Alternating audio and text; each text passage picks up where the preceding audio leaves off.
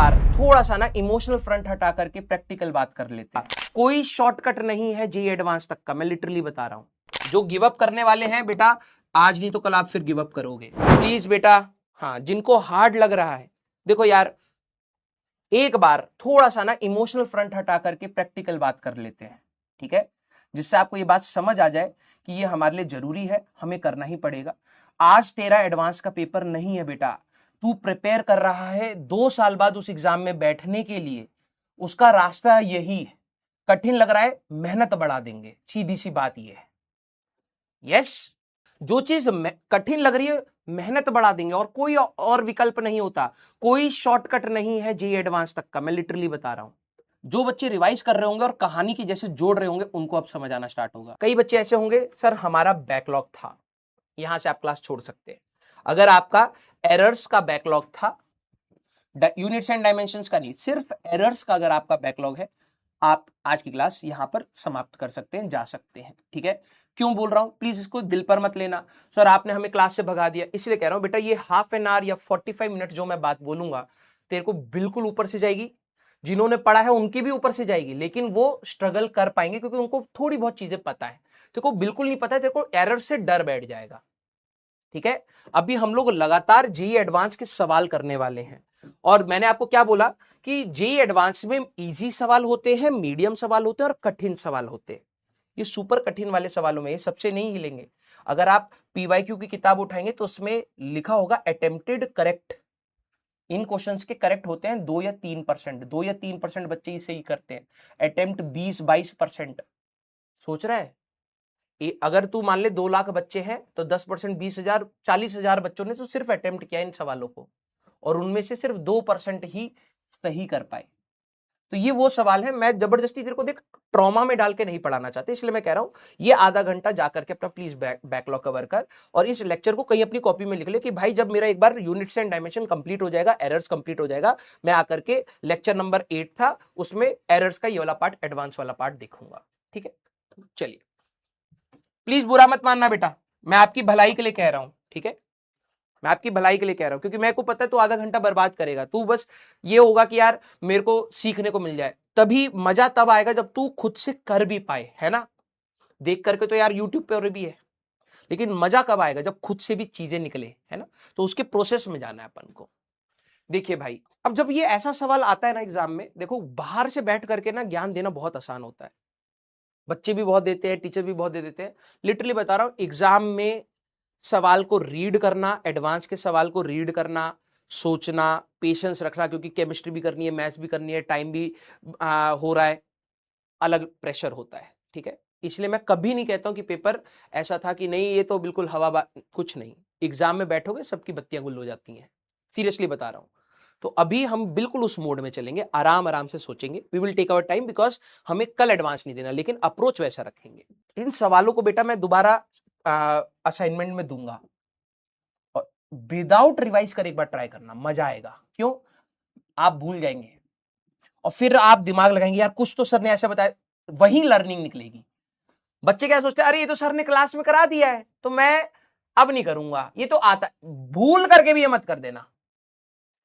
अगर वो सवाल, मैंने ये सारे सवाल दोबारा रखे हैं, मैं चाहता हूं, और वो 10 सवाल जो मैंने कहा ना कि टारगेट 10 का होना चाहिए, उनमें ये सवाल तुम एक बार खुद से ट्राई करना, तुम अटक जाओगे, और जब तुम वहां स्ट्रगल करोगे तब लर्निंग दिमाग में छप जाएगी, क्योंकि अब तू खुद से पहुंच रहा है, तू जुगाड़ बना करके खुद से पहुंच रहा है।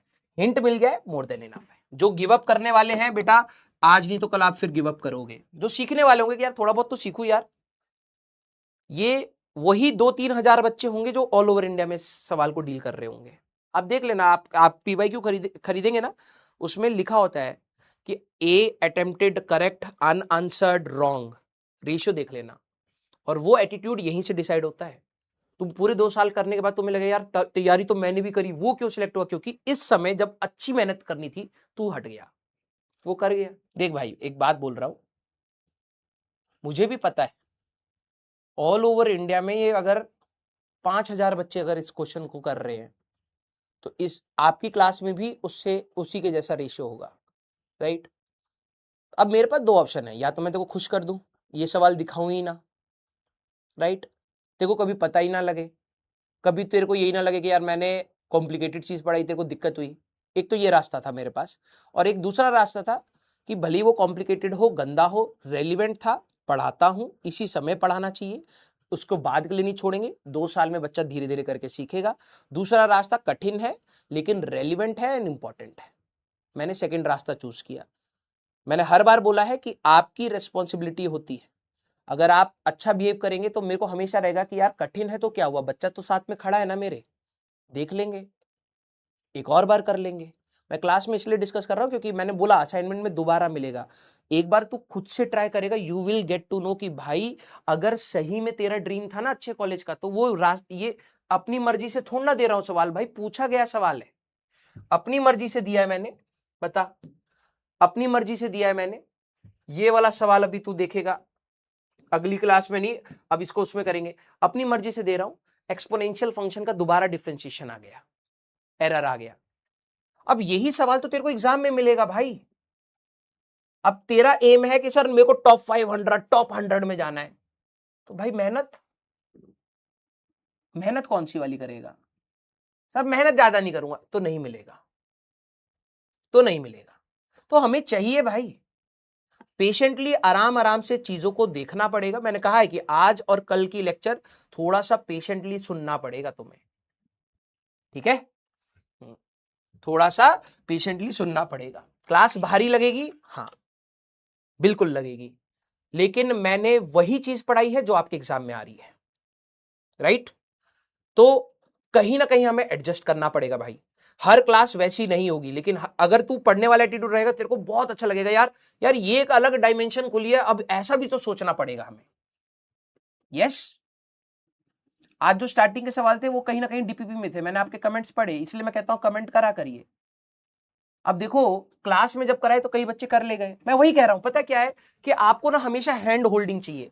मैं ऐसा टीचर नहीं हूं, मैं आपका हाथ छोड़ूंगा बीच बीच में, आप गिर जाओगे, मैं दोबारा संभाल लूंगा, मेरे में है इतनी कैपेसिटी कि मैं तेरे को दोबारा संभाल लूंगा। लेकिन अगर तू गिरेगा ही नहीं ना इस तैयारी में, तू कभी सीखेगा ही नहीं, ठीक है?